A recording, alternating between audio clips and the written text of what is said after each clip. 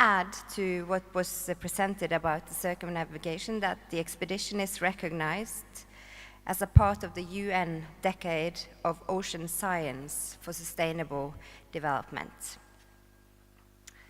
I'm going to show you a little video. Often pictures and videos says more than words. So I'm going to try and get that one started.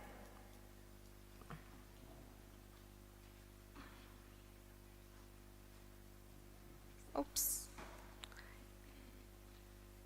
Oh, it worked just a second ago.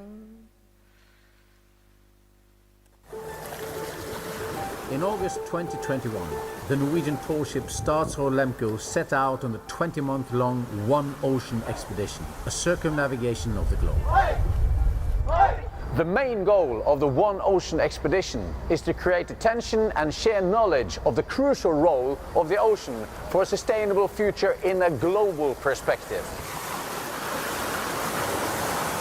The 107-year-old ship has been converted into a state-of-the-art research vessel, collecting high-quality data on, for instance, levels of CO2 and microplastic, ocean acidification and temperature.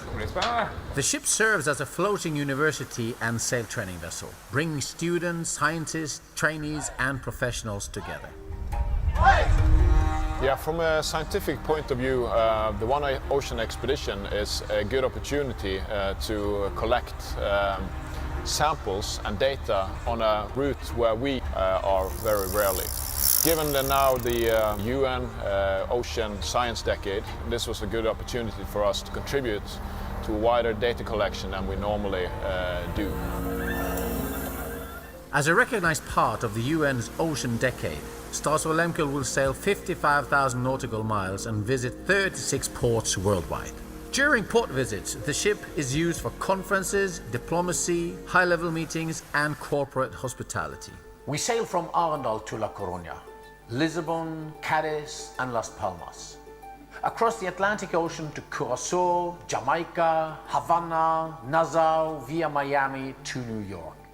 We stop by Newport, then Horta, Rio de Janeiro, Punta Arenas, around the Cape Horn to Ushuaia, Puerto Montt and then Valparaiso. We sail across the Pacific to Tahiti, Cook Island, Fiji, Samoa, Tonga, to the Solomon Islands and then Palau.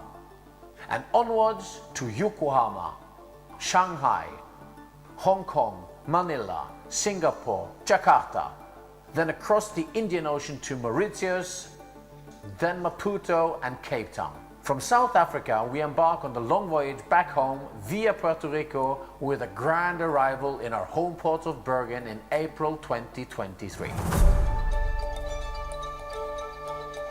When we return to our home port after 20 months at sea, the city of Bergen will host the One Ocean Week, an international gathering of conferences, workshops, meetings, and also a place of where we share the findings of the expedition. Statsraad Lehmkuhl is a historical ship, equipped with the newest technology. She represents both the past and the future. Together with our strong and dedicated partners, we will use our uniqueness to contribute to a more sustainable future. Welcome on board the One Ocean expedition.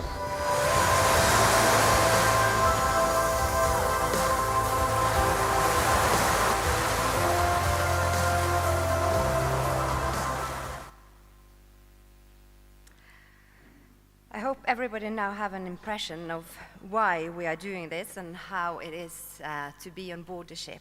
I've personally sailed one leg from Okinawa to Ishigaki in Japan. I myself am a marine scientist, so I have this voyage, of course, close to my heart. By this slide, I would like to show all of you that how the ship has been fully equipped with top scientific equipment to measure and collect data from the sea while traveling around the globe. These data will, of course, be available and open and presented so that the whole world can have a look at them. This circumnavigation is being realized through comprehensive cooperation between a lot of different partners in academia, in the public sector, and in private sector. I would like to highlight the University of Bergen, which has been sailing the ship from all over the Pacific, having students on board for 3 months. And also NORS, a large Norwegian research institute, and the Institute of Marine Research and the Western Norway University of Applied Sciences, the Norwegian Ministry of Foreign Affairs, the Norwegian Ministry of Education and Research, and the Norwegian Ministry of Industry and Fisheries has also been really important parts of this partnership. So one of the main reasons for telling you about this today is that while the Statsråd Lemkul is in Cape Town, we will have several events on the ship. Erlend will go into some of this, but in addition, I would like to say that at Saturday, 14th January, the SANORD Central Office will, in cooperation with the Norwegian Embassy, be organizing a beach cleanup in the Black River Park in Cape Town, and we hope to see many people there. On the 16th of January, all the rectors and VCs from SANORD, Southern African members, institutions, have been invited to a reception on board the ship by invitation by the Norwegian Embassy in South Africa. And also on the 17th in the morning, SANORD and the HVL is hoping to welcome the Southern African partners and the Nordic partners who are present in Cape Town to a regional SANORD meeting, including a guided tour of the ship by the captain and the expedition director of the One Ocean expedition. So I hope to see some of you at the ship in Cape Town. Then I'm going to leave the floor to Erlend. Thank you.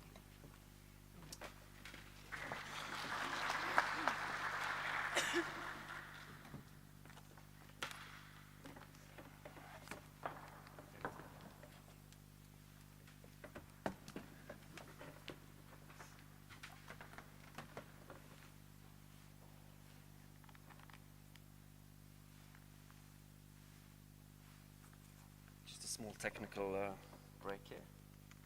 Good morning, everyone. Oh, good morning, everyone. Fantastic. Good to see that you are alive after the party yesterday.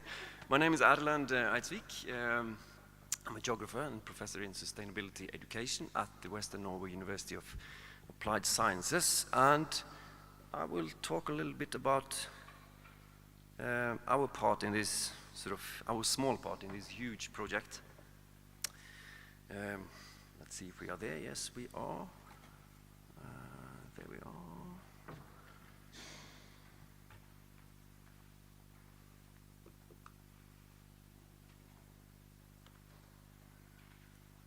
Okay.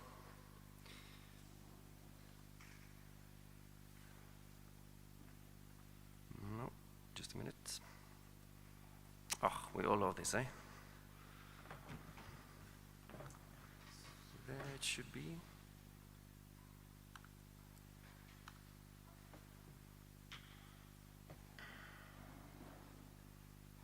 Almost. Yeah, it's okay. It works now. Yeah, perfect. There we are. So, this is a collaboration between schools. Between schools in Durban, South Africa, and in Bergen, our hometown in Norway. And I jump directly to some of the outcomes. This is a map, as you've seen. Geographers love maps. We all love maps. But this is not only a map, this is a cardboard game, which is made by the students, from the students, by the idea of the students, and to sort of exchange ideas, exchange teaching, exchange learning, and following sort of the whole expedition from its start to its end. So this is the student who have sort of made the cardboard game from the expedition route, but also making actually the playing pieces. This is a sort of a 3D printing from one of the secondary schools. So this has been distributed among all the schools in the project. This is some of the sort of tasks along the way that the students have made in natural sciences, in mathematics, and so on. Okay, now some context. This actually started as, or is a part of, what is called a Utforsk project that is under the Norwegian governmental portfolio, under the Directorate of Higher Education and Skills, which is to promote student exchange, mobility, and research collaboration in the BRICS countries. So South Africa being one of them. So it is also part of, and that's important, it's also part of the sort of the SANORD cooperation. It was framed under the SANORD network. And the idea here was to sort of not only have collaboration between universities, but include the schools. I'm very much in favor of partnerships from below, a bottom-up approach, bringing the future, the students out there, the kids, the pupils, into such partnerships. And the key here are the teachers. And I use every opportunity to highlight the importance, the quality, the enthusiasm, the commitment of the teachers at home and here and around the world. And without the fantastic teachers that we have included in this project, it wouldn't have been anything. This is also sort of from a long-term relation that we have with schools in Durban. So we sort of started not on scratch, but we've had sort of practice training, students going for practice and learning about the South African school system for quite a few years.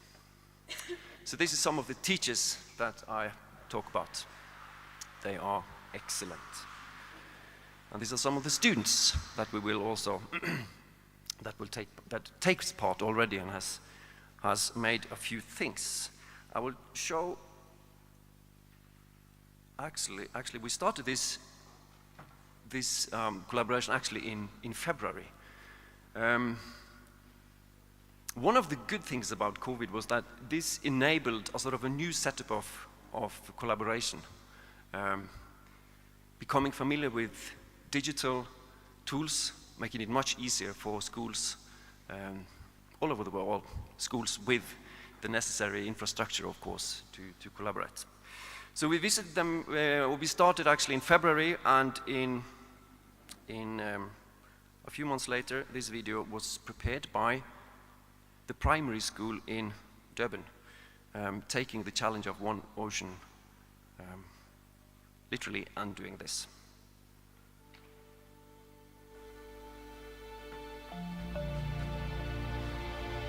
Durban, KwaZulu-Natal, a city rich in culture, energy, creativity, and a beautiful sea view. We took a group of learners on a little adventure with the aim of seeing if we could help pick up some rubbish along the beachfront to teach the learners about reusing and refurbishing trash into treasure.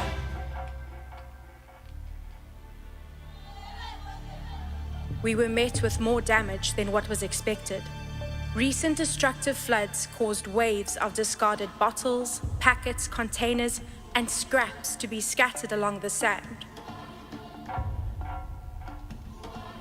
Instead of rows of shells, sticks, and stones, learners walked along hills of debris.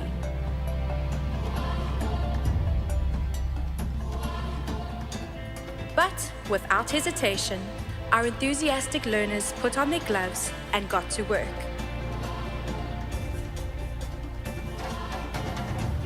Together they worked hard to pick up what they could and collect what could possibly be used again.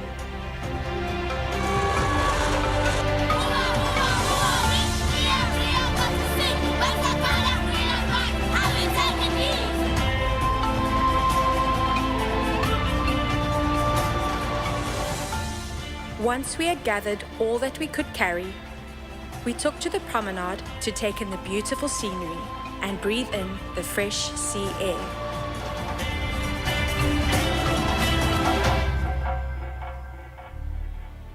After all the walking, we treated ourselves to a delicious ice cream.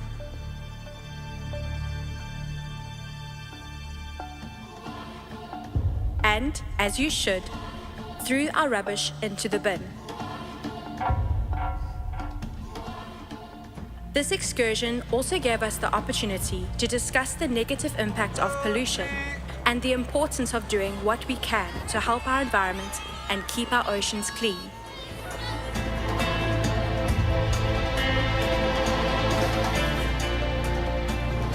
Our project doesn't end there. Many of the items we picked up are back at school, waiting to be used again. Watch this space.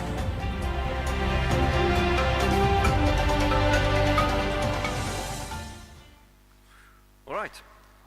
So this is what happens when you sort of give the teachers and the students trust and space to explore. Fantastic teachers, and it's made and edited by the teachers and the students themselves. All right, our sort of part here is from the Maputo leg, from Maputo to Cape Town, from 3rd to 13th. It arrives in Cape Town on the 13th, and then stays on in Cape Town until, or we have arrangement until the 17th. The participants, one secondary school who is sort of the driving force in this, from Bergen, partly also one primary school, and in Durban 2 primary schools from different areas in Durban, and 2 secondary schools. And then we as sort of project owner are a facilitator. The idea here is that it is the teachers who sort of run the collaboration. So school to school, and what we see from the outcome so far is, for example, co-writing of books, cardboard games, and expedition participation for some of the students who've been granted 11 spaces on board on the expedition. And from the primary schools, art projects and music performance. And actually this started in the music room, bringing teachers together, started playing in the music room, playing, singing, dancing together. No, not dancing, you've seen Norwegians dance. Sorry, but playing and singing together, music bridges. Yes, so this is some of the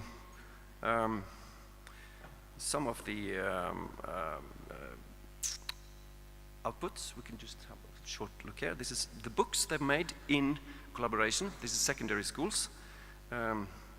Using Book Creator because you can use a sort of a free online platform and create books. Here, for example, is a futuristic utopia, a diary, writing together. This is 2024. So students from one of the schools writing chapter 1, then another school write chapter 2, and then they continue learning from each other, or just collaborating, sharing ideas. Another thing, as I started with, was the cardboard game. Oops, there we are. Here are some of it's a bit hard to see, but some of sort of the tasks that have been given to each other so that they can play with this game physically at school. Which country in the world has the highest annual CO2 emissions, etc. And also in mathematics, this is for primary school, so that you can use this sort of cardboard game as a didactic or pedagogical tool. All right, now music. We informed the expedition about this collaboration, and they were very enthusiastic and invited us to make a music performance for this for the big event in Cape Town in January. And again, giving space for teachers. This is what we can see. This is a song that they have prepared, which is it's a newly composed by the music teacher at Protea Primary in Durban, and is like this.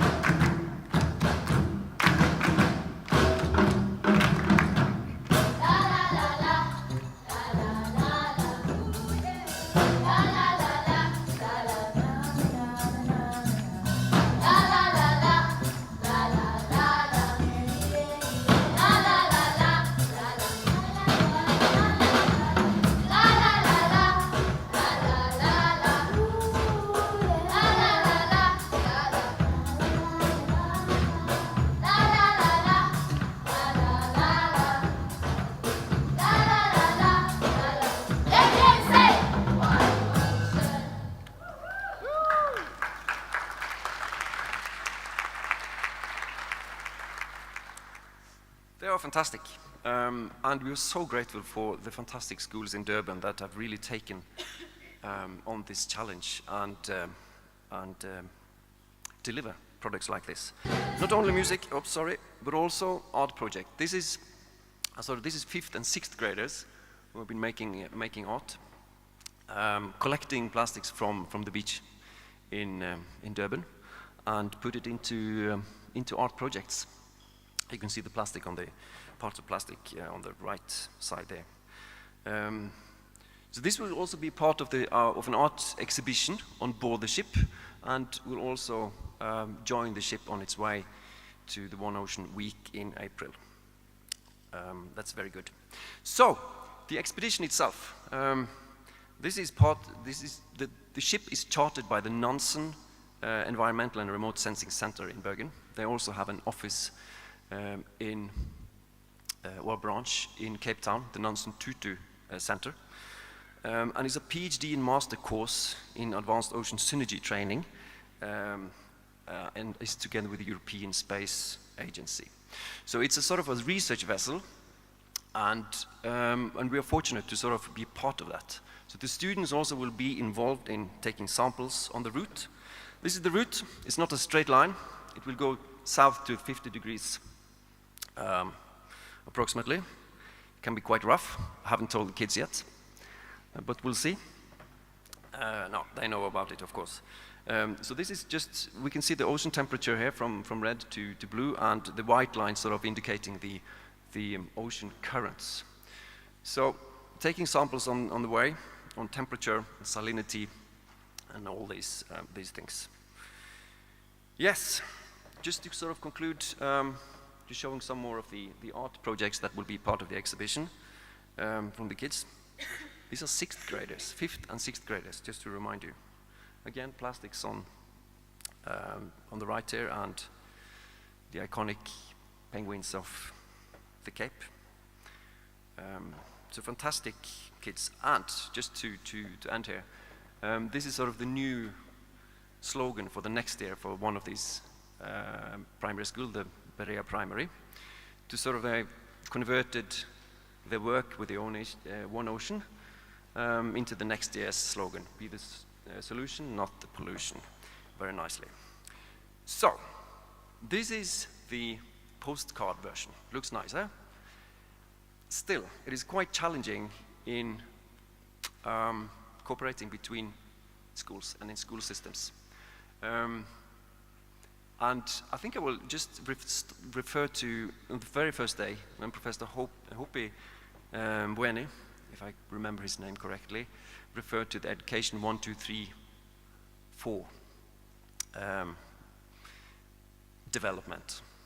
And if you remember, the sort of the one of the obstacles in education 3 or 2 is the testing part, right? The exams, the testing.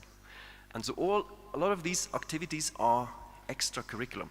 It can be difficult to include them in the curriculum. So one thing is to have all these good ideas, but how to sort of convert it into a system where you have all the testing. That is challenging.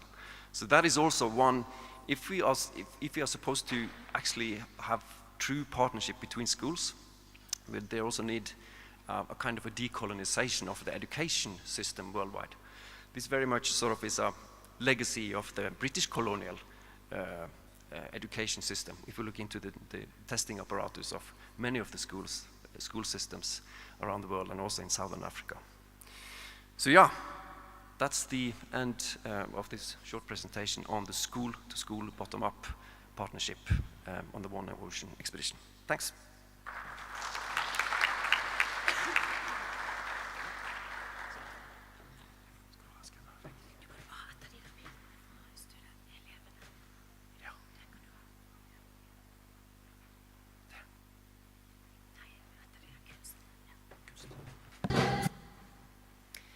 Good morning, everybody. My name is Elin Kvåle, and I work at the Western Norway University of Applied Sciences, not at Malmö University, as might appear in the program. I'm head of internationalization at my university, and I'm happy to share my experience with the One Ocean expedition with you this morning. So as Juanita was saying, this circumnavigation includes a lot of different activities, such as Erland's cooperation. I took part in a course on sustainable leadership. It was on the leg from Yokohama to Okinawa, a 10-day voyage. And the question was, how can we drive sustainable development as leaders? It's an international course, and it was set up with both lectures and working together, living together, sharing experiences and best practices. Very inspirational, very motivational to meet people from different parts of the world to discuss sustainable leadership. And being on board the ship gave us this sense of urgency. We could see the results of the research being done, the plastic collected from the sea every day. We chased a typhoon on the way, which is not unusual in that area of the world, but because of climate changes, it became more frequent and more unpredictable. So we had quite some rough seas. I'm going to be short, but I want to touch upon one thing. So why travel around the world by plane to attend a course on sustainable leadership? Why not do it closer to home? And of course, that is a very good question. But I think when I did my considerations towards that, I looked upon the whole purpose of the circumnavigation. And I think also that the fact that we met on board this vessel in these circumstances made a huge difference to the learning outcome of the leadership course. And throughout the voyage, the expedition collects the carbon footprint of everything that goes on during the voyage, collects all the data from our travels, weighs all the waste and so on. So there is a huge focus on this also in this expedition. So that was a little bit of experience from my side. Thank you.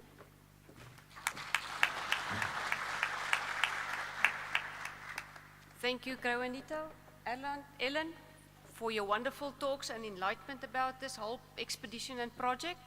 So we can open it up for questions now. So if you have a question, please just raise your hand and maybe you can say who you want to ask the question to or whether it's going to be a question to anybody.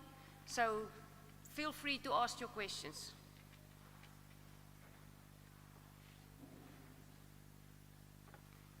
Yes, I see a question there at the back.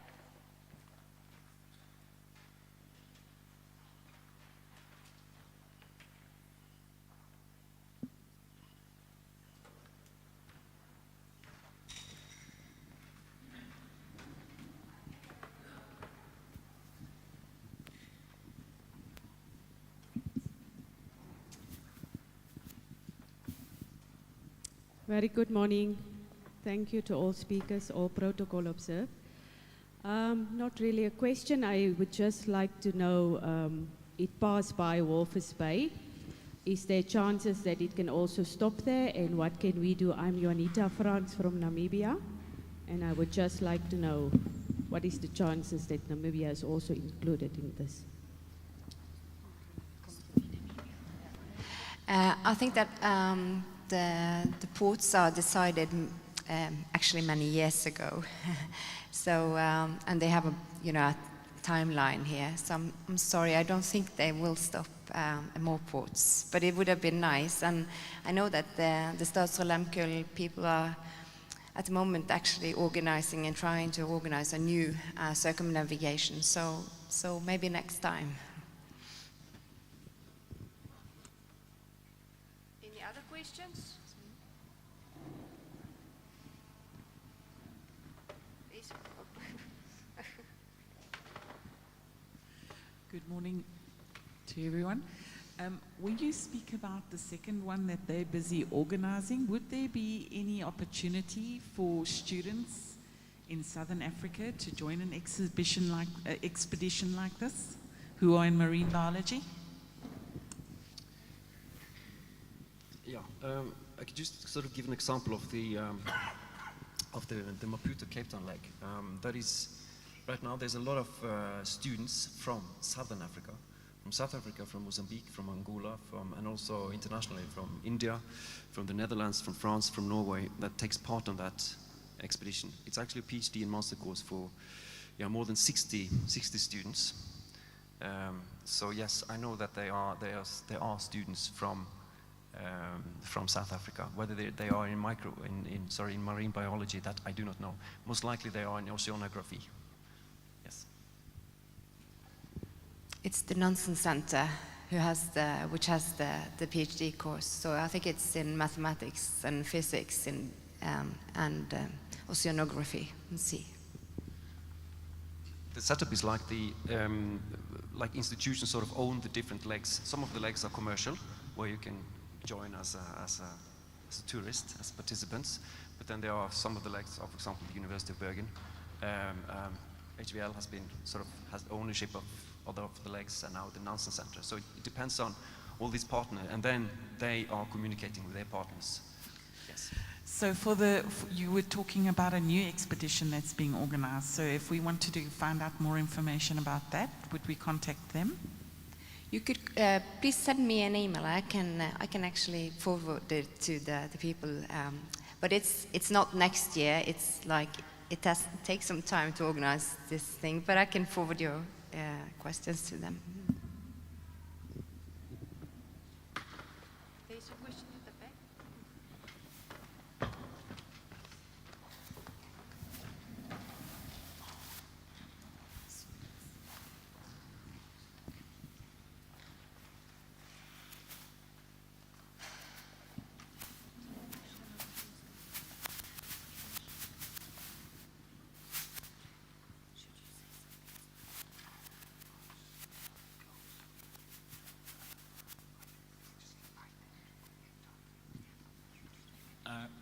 Good morning. My name is John Mashaya from Nelson Mandela University. Thank you for the presentation. I just wanted to check with you.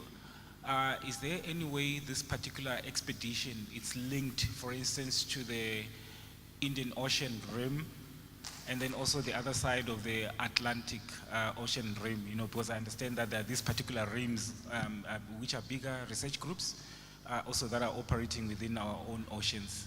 And I ask this because I understand there are other activities that are happening, within our oceans, especially on the Indian Ocean side.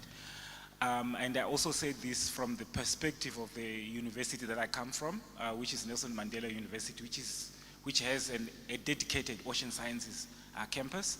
And I understand there's some work that they're doing. So even in the next phase that you are planning to do, are there any kind of engagements from that particular perspective?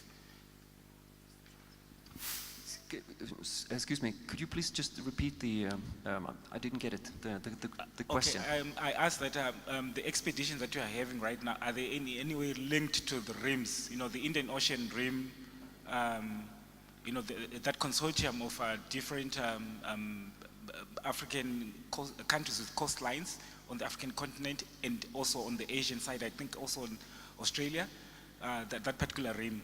Do you have any linkages with them? I think that basically that's the question. I'm not sure. I think that the Institute of Marine Research, which is one of the main partners here, have an extensive network in marine research, as they are one of the, the bigger marine research environments in the world. But I'm not sure. So, but if you can put your question in an email for me, I can find the answer.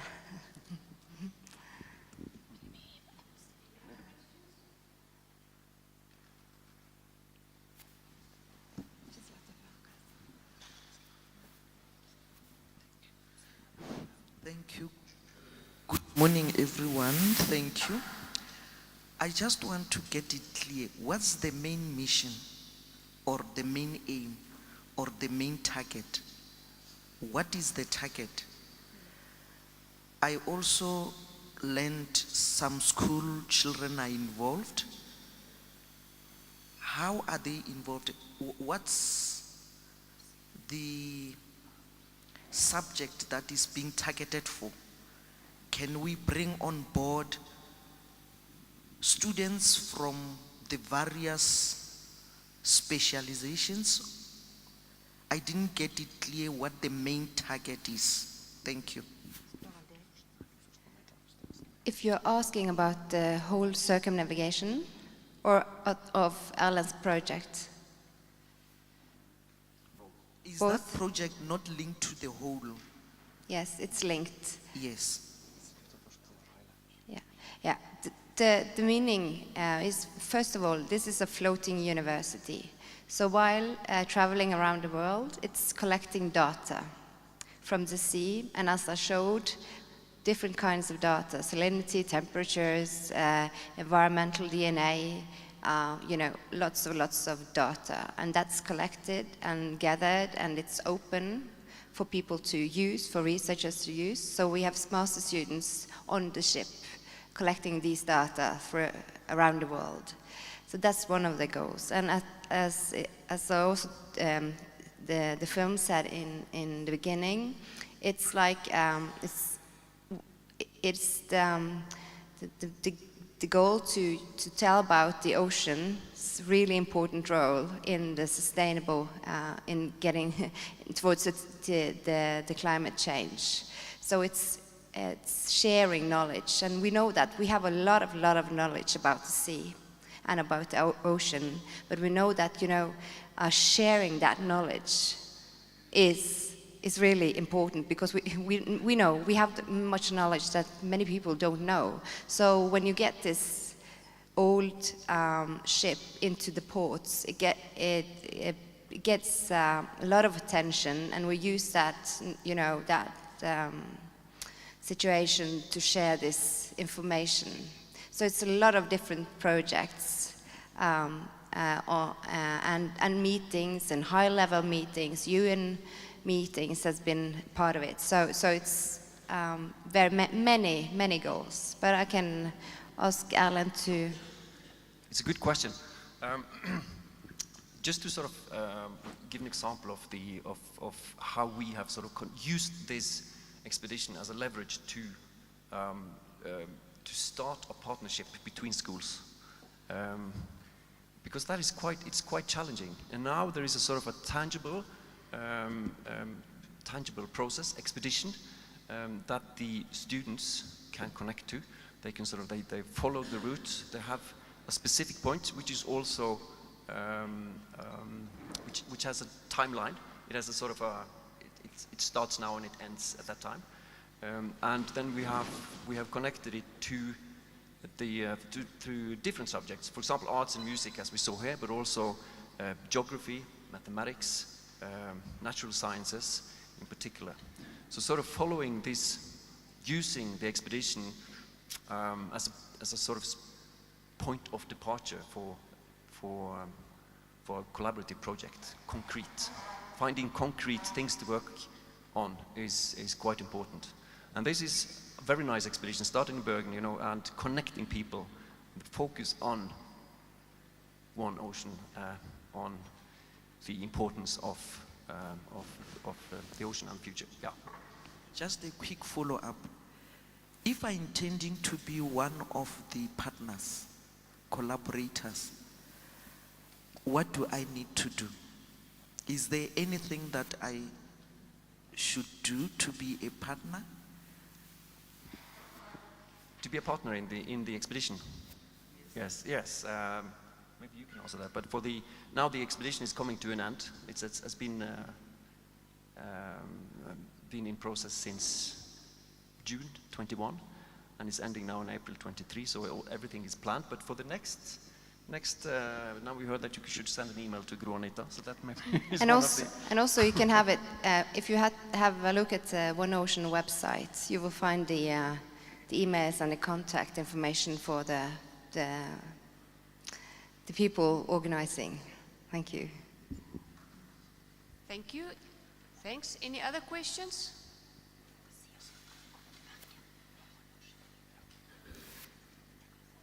Okay, I have a question regarding the sciences done, and I was wondering about, apparently, from what I saw on the website, there's always a change in the crew and changes in who's on the ship.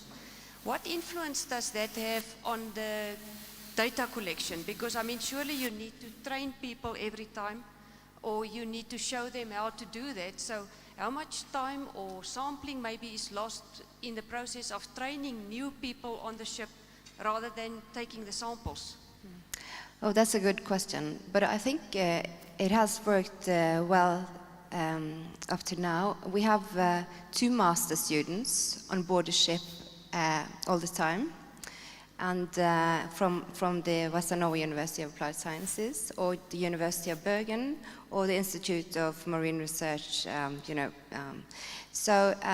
but they have actually been overlapping so that we make sure that the protocols are, followed, so that we can trust the results and the data coming out of it. So I know that it's already been published or published earlier results, but when the ship is coming back to Bergen in one ocean week in April 23, then I know that many of the results will be published, and this also, we have a center on the aquarium in Bergen that are, sharing the data as it comes in. And you can also follow the voyage on the web page. It's interesting from day to day, and you can read the captain's notes and so on. Yeah. Thank you. Any other questions?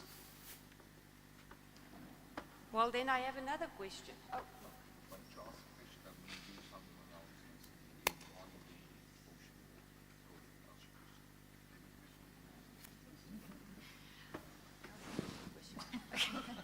Okay, this is kind of general. We always hear about that there's an island in the Pacific Ocean of pollution, plastic, whatever, that's bigger than, I can't remember which country.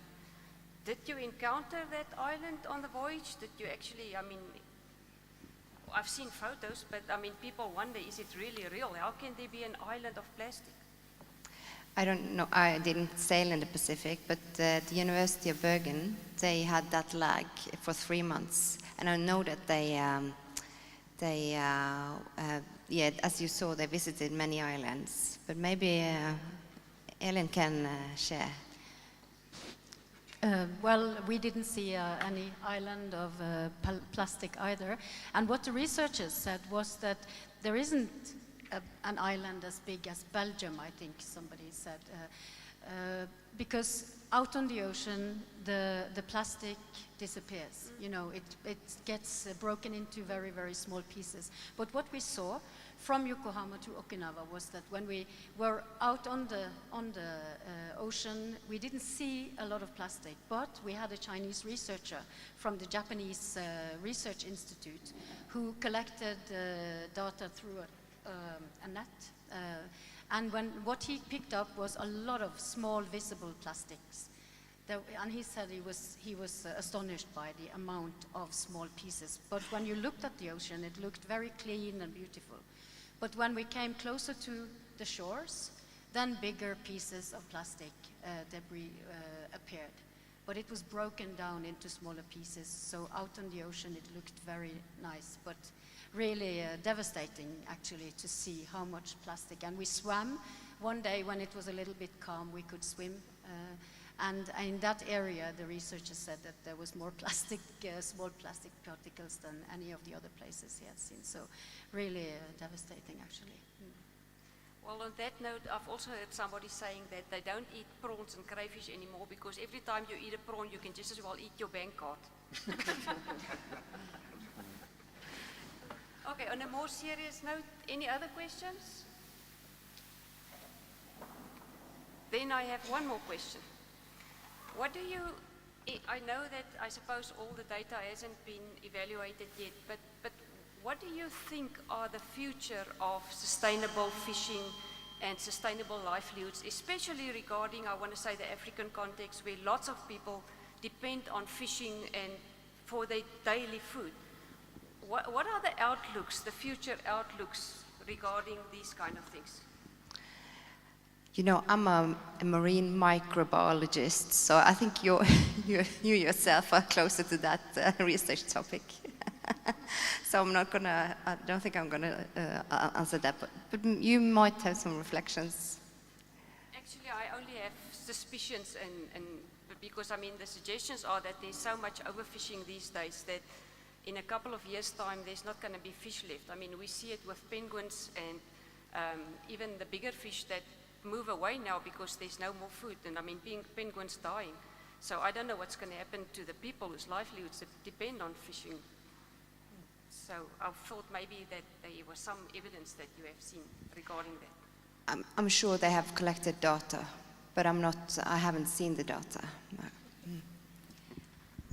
Well, we tried fishing for 10 days without catching anything, but that might not be, we were on 7,000 meters depth, so maybe that's part of the question, but no fish. And I think they've been really struggling with getting any fish, catching fish along most of the route actually.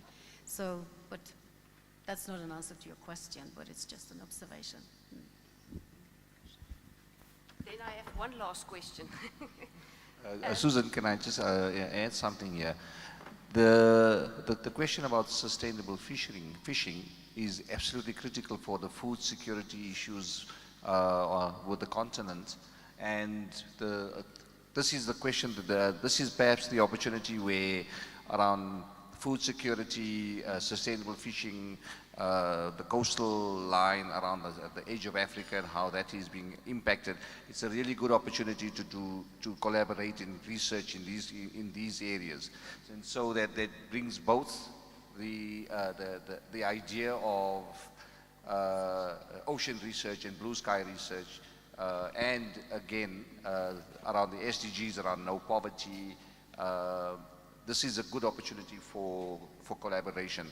And so if we can, connect up through the website, see the partners that are there and reach out. The data is open source data, which is really fantastic, which is not always the case. And so I certainly would invite institutions to connect up, to link those cross-cutting areas in the SDGs that will be important for ocean as well as for food security.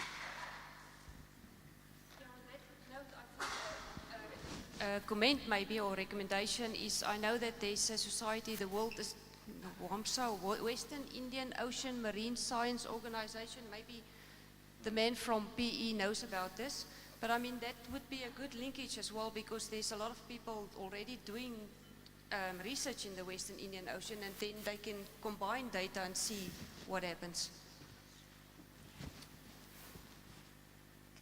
Yeah, can you do that? Shall I just missed your last point. Okay. Oh, just for the rounding. Okay. Colleagues, just to, before we round off the session, just some announcement on the One Ocean. The leg is from Maputo and going to Cape Town. Our colleagues in Maputo and those institutions here in the Southern African region around Mozambique, please use the opportunity in the time that the ship is docked in the harbor in Maputo, to connect with the voyage, connect with the researchers there, and anyone here who has interest in that part when it's docked in Maputo, please just send us an email and we'll get you connected to the Eduardo Mondlane University researchers who are doing work during that leg. And then the voyage is going to be coming through to Cape Town, as Erland pointed out. Docked at Cape Town Harbour in the shadow of Table Mountain from the 14th to the 17th.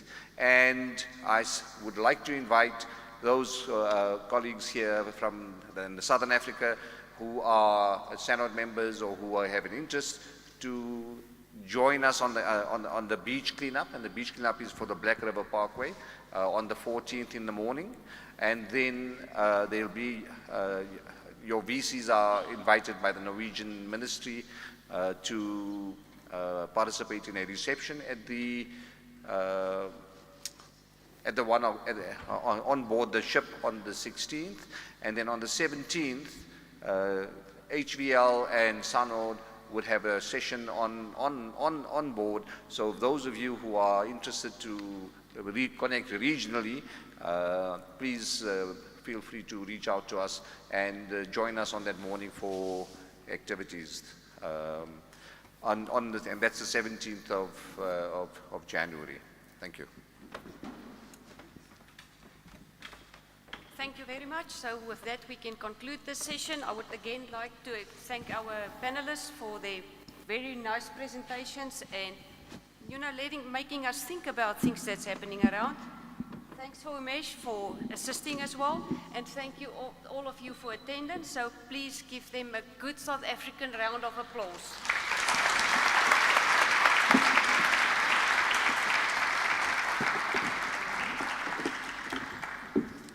Ellen and please remain on stage, sir. Ellen, please come. Today I'm secretary. I give gifts to those I like.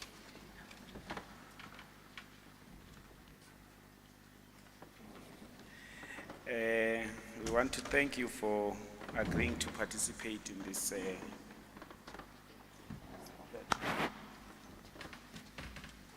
Ellen, please come. To thank our panelists for agreeing to participate in this.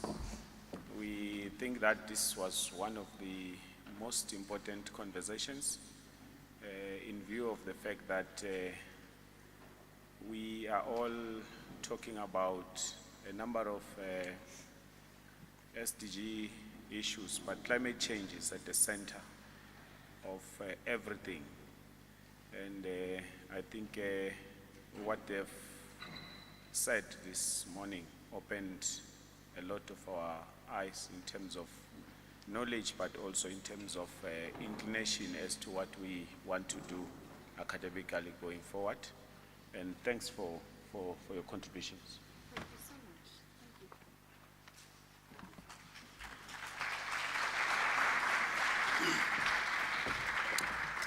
Thank you. Colleagues, I have just a few announcements. The venues are still the same. I think now we know the directions to each and every one of those venues. Our SIG is still going to continue at Merlin 1, which is not on the program.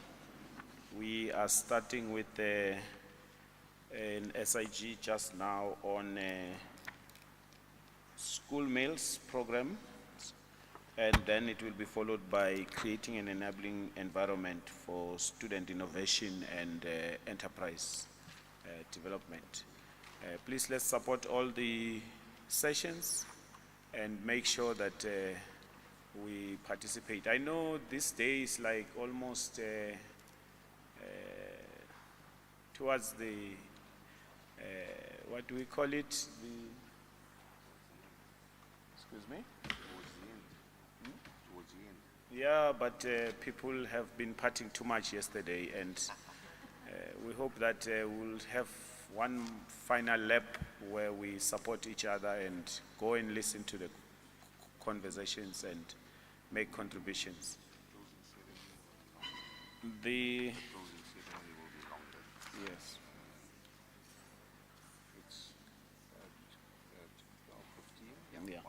Yeah. So we're going to converge again here for the last plenary. Let's keep time so that because some people today are having to leave and they have to go to the airport. The journey is still a bit long. Let's give each other those considerations. Thank you. Just one more announcement for between 11 o'clock and 12 noon, there is a presentation by the Norwegian research funding organization, the HKDIR, in Daylily, and this will be for the historically disadvantaged universities in South Africa, because there's a special call for some participation from the HKDIR. So at 11 o'clock in Daylily, and the universities would be the Mangosuthu University of Technology, University of Western Cape, UniZulu, University of Venda, University of Limpopo,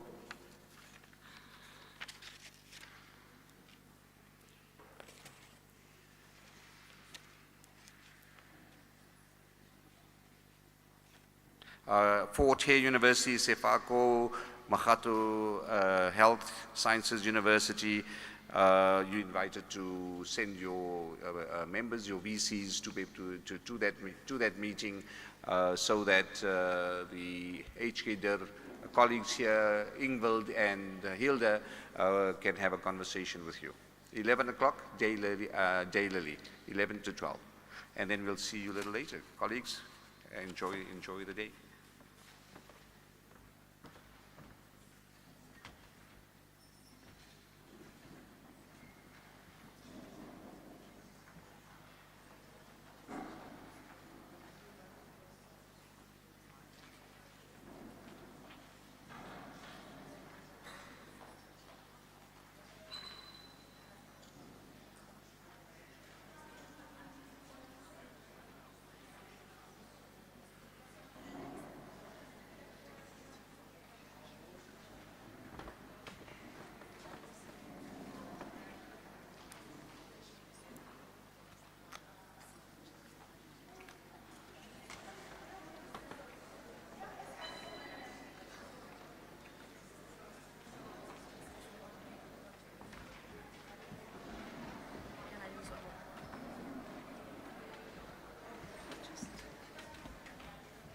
Good morning, colleagues. We're going to start our session soon. I want to find out, I'm your session chair, Karen Ferreira-Meyers.